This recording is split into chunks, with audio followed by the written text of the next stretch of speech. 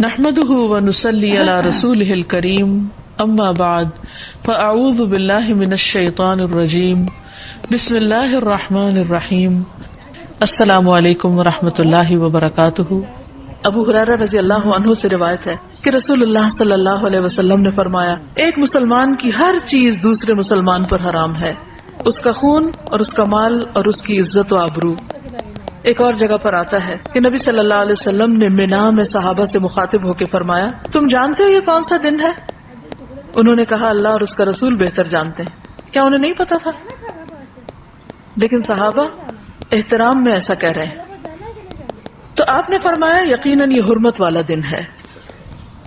پھر آپ صلی اللہ علیہ وسلم نے پوچھا، کیا تم جانتے یہ کون سا مہینہ ہے؟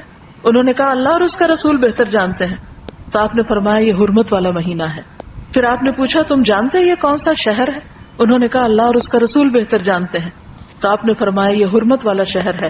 پھر فرمایا، بے شک اللہ نے تمہارے خون، تمہارے مال، تمہاری عزتیں آپس میں تمہارے لیے اسی طرح حرام کی ہیں جس طرح تمہارے اس دن، تمہارے اس مہینے اور تمہارے اس شہر کی حرمت ہے۔ تم اس دن کو محترم سمجھتے ہو، اس مہینے کو محترم سمجھتے ہو، اس جگہ کو محترم سمجھتے ہو، لیکن یاد رکھو مومن کا احترام اس سے بڑھ کے ہے۔ ان احادیث کی روشنی میں اور آپ اپنے دلوں کا جائزہ لیں، کیا واقعی ہم احترام کے اس معیار پر پورے اترتے؟ سوچئے، غور کیجئے، اپنے والدین کے احترام کو دیکھیے، اپنے خاندان کے بزرگوں کو دیکھیے، اپنے سے بڑے افراد کو دیکھیے عمر میں، اپنے ساتھیوں کو، اپنے خدمتگاروں کو، ان کا کتنا احترام ہے؟ کیونکہ انسان تو وہ بھی ہیں، کچھ معلوم نہیں قیامت کے دن ان کا درجہ کہیں بلند ہو اور آپ وہ نیچے بیٹھے ہوں۔ کیا واقعی دین کی یہ روح ہمارے اندر ہے؟ ہم مسلمان کہلانے کے لائق ہیں؟ حق رکھتے ہیں؟ دلوں کا جائزہ لیجئے۔ آج اسلامی معاشرے سے کیا اٹھ چکا ہے جس کی وجہ سے ساری خرابیاں پیدا ہو رہی، ساری بے چینیاں اور بے اطمینانیاں، اس کی بنیادی وجہ یہی ہے۔ صرف آج سے اگر آپ یہ عہد کر لیں کہ کوئی بڑا ہو یا چھوٹا، مجھے اس کے ساتھ عزت اور احترام سے بات کرنی ہے، تو آپ دیکھیے کہ پوری فضا ہی تبدیل ہو جائے گی۔ اور کیوں کرنا ہے؟ کیا کسی سے انعام کی خاطر؟ کسی سے کچھ حاصل کرنے کے لیے؟ نہیں۔ کیوں کریں گے ہم احترام کسی کا؟ اچھا یہ بتائیے مجھے، ہم احترام کرتے کیوں نہیں؟ احترام کیوں نہیں کرتے؟ اس کی کیا وجہ ہوتی؟ اس کے پیچھے کیا نفسیات ہوتی؟ تکبر، ایروگنس۔ ہم سمجھتے ہیں ہم اگر کسی کا احترام کریں گے، کسی کے ساتھ ہم عزت سے پیش آئیں گے تو ہم چھوٹے ہو جائیں گے، پھر دوسرے ہمارے سر پہ چڑھ جائیں گے۔ حالانکہ بہت سے اختلافات ہم احترام کی حد کے اندر رہتے ہوئے بھی حل کر سکتے ہیں۔ ضروری تو نہیں کہ کسی بھی کام کو بدتمیزی اور بد اخلاقی سے ہی کیا جائے۔ ہم امن سے، احترام سے، سکون سے، خوشی سے بہت سے معاملات کو حل کر سکتے ہیں، لیکن ہم ایسا کیوں نہیں کرتے؟ کیونکہ وہ اندر کی اصلاح نہیں ہوئی۔ بعض اوقات ہم یہ بھی کرتے ہیں کہ اگر کوئی میری عزت کرے گا تو میں اس کی عزت کروں، کنڈیشنل شرط رکھ دیتے ہیں، کیونکہ اس نے نہیں کی لہٰذا مجھ پر بھی فرض عائد نہیں ہوتا۔ اور ایگو، برا گمان، جب ہمارے دل میں کسی کا احترام نہیں ہوتا نا تو رویے میں آتا ہی نہیں۔ جن کے دلوں میں احترام ہوتا ہے، کیا وہ نگاہوں سے بھی نہیں چھلک رہا ہوتا؟ وہ چہروں سے جھلک رہا ہوتا ہے، وہ رویوں سے پتہ چل رہا ہوتا ہے، وہ چال ڈھال سے پتہ چل جاتا ہے۔ اس کے لیے کسی خول چڑھانے کی ضرورت ہی نہیں ہوتی۔ تو اصل چیز کیا ہے کہ اس بات کو اللہ کا حکم سمجھ کر اپنے اندر لانے کی کوشش کریں۔ جب وہ اندر آ جائے گی تو باہر خود بخود آ جائے گی۔ یہی دین کا طریقہ ہے، اسی کا نام تزکیہ ہے۔ نبی صلی اللہ علیہ وسلم صرف کتاب کی تعلیم دے کر نہیں چلے گئے، بلکہ آپ نے لوگوں کا تزکیہ کیا۔ تو آئیے دیکھتے ہیں کہ کون کون سی چیز محترم ہے، احترام کیسے کرنا ہے، کسی کی کیا چیز ہم پر حرام ہے جس کو ہم نہیں چھیڑ سکتے، جس سے بچنا ہے۔ تو سب سے پہلے ہے جان کی حرمت۔ ہر انسان کو جینے کا حق ہے، سوائے اس کے کہ اللہ اس کو یہ حق نہ دے۔ قرآن مجید میں قتل مومن کو حرام قرار دیا گیا، سورۃ النساء 93 میں فرمایا وَمَن يَقْتُلْ مُؤْمِنًا مُتَعَمِّدًا فَجَزَاؤُهُ جَهَنَّمُ خَالِدًا فِيهَا وَغَضِبَ اللَّهُ عَلَيْهِ وَلَعَنَهُ وَأَعَدَّ لَهُ عَذَابًا عَظِيمًا. اور جو کوئی کسی مومن کو قصداً قتل کر ڈالے یعنی جان بوجھ کے قتل کر دے اس کی سزا جہنم ہے جس میں وہ ہمیشہ رہے گا. اس پر اللہ تعالیٰ کا غضب ہے, اللہ تعالیٰ نے اس پر لعنت کی ہے اور اس پر اس کے لیے بہت بڑا عذاب تیار کر رکھا ہے. حدیث میں آتا ہے حضرت ابو ہریرہ رسول اللہ صلی اللہ علیہ وسلم کا یہ فرمان ذکر کر رہے تھے کہ اگر تمام آسمانوں اور زمین والے کسی مومن کے قتل میں شریک ہوں تو اللہ تعالیٰ ان سب کو جہنم میں دھکیل دے گا. یعنی صرف ایک شخص نہیں, اگر ایک کے قتل میں 10 لوگ شریک ہیں تو وہ 10 کے 10, اور اگر سارے آسمان والے اور سارے زمین والے تو وہ سارے کے سارے. پتہ کیا چلتا ہے کہ ایک مومن کی جان اس قدر قیمتی ہے اللہ کے نزدیک کہ اس کے بدلے میں وہ سب کو سزا دے سکتا ہے اگر وہ اس کے جان لینے میں شریک ہو. آج آپ دیکھیے کہ ہمارے معاشرے میں کتنی چھوٹی چھوٹی باتوں پر قتل ہو جاتے ہیں, مثلا جائیداد, خاندانی دشمنیاں, چھوٹی سی بات سے غصے میں فلیئر اپ ہو جانا, اور شک کی بنیاد پر, کھیل میں ہار جیت پر قتل ہو رہا ہے, غیرت کے نام پر, بعضوں کا صرف شک کی بنیاد پر, گمان کی بنیاد پر, تعصبات کی بنیاد پر, مذہبی بنیادوں پر, حسد کی وجہ سے. کسی دن کا کوئی اخبار اٹھا لے بغیر کسی امتیاز کے, کوئی اخبار کسی بھی دن کا قتل کی خبر سے خالی نہ ہوگا. اور وہ بتا رہی ہے کہ میاں بیوی میں جھگڑا ہوا, بیوی نے 6 ماہ کی بچی کو چھت سے اٹھا کر پھینک دی.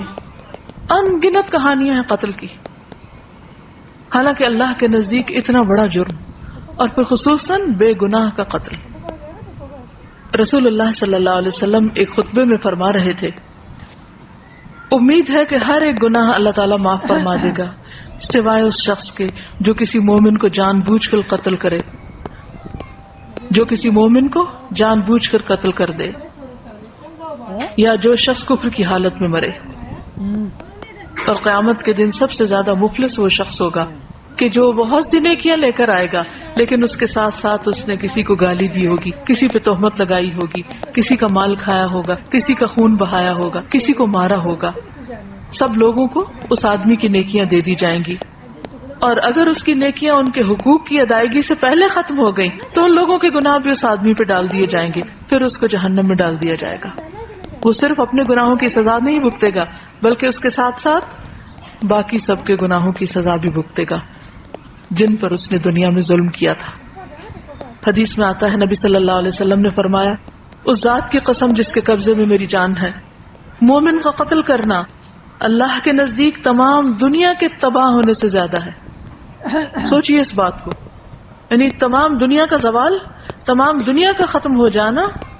اللہ نے دنیا میں کیا کچھ بنایا ہوا, سمندر ہے, پہاڑ ہیں, دریا, درخت, طرح طرح کے پھل, بے شمار نعمتیں, آپ گن نہیں سکتے دنیا میں جو کچھ ہے. لیکن اللہ نے یہ سب کچھ کس کے لیے بنایا؟ انسان کے لیے بنایا.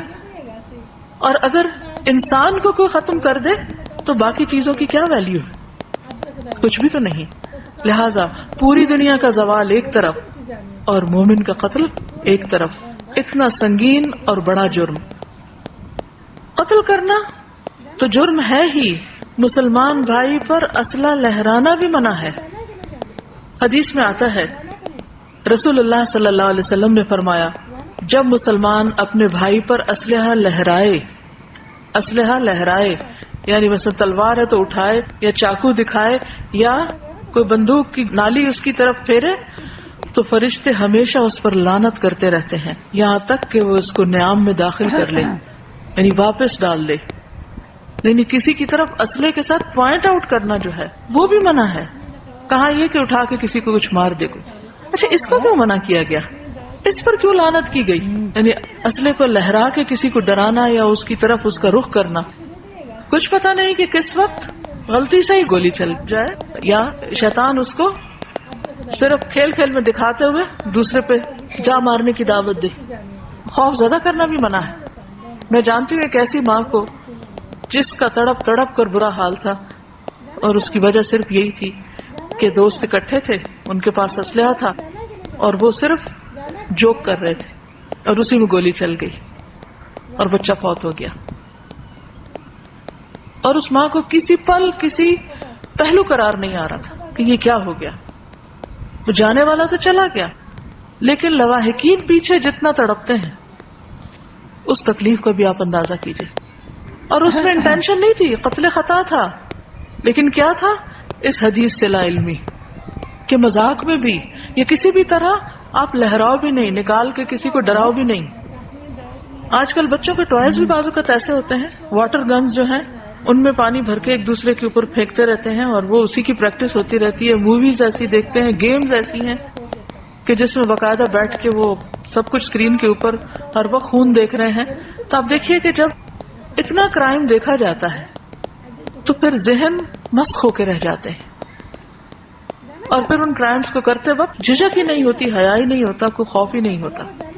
بعض اوقات مائیں بچوں کی طرف جو بھی چیز ہاتھ میں ہوتی، چوری ہو، کینچی ہو، چمٹا ہو، کچھ ہو، کوئی سلائی ہو، اس سے بھی وار کرتی رہتی، اور بعضوں کو چھٹ بھی جاتا ہے، تو اس سے بھی بچنا چاہیے.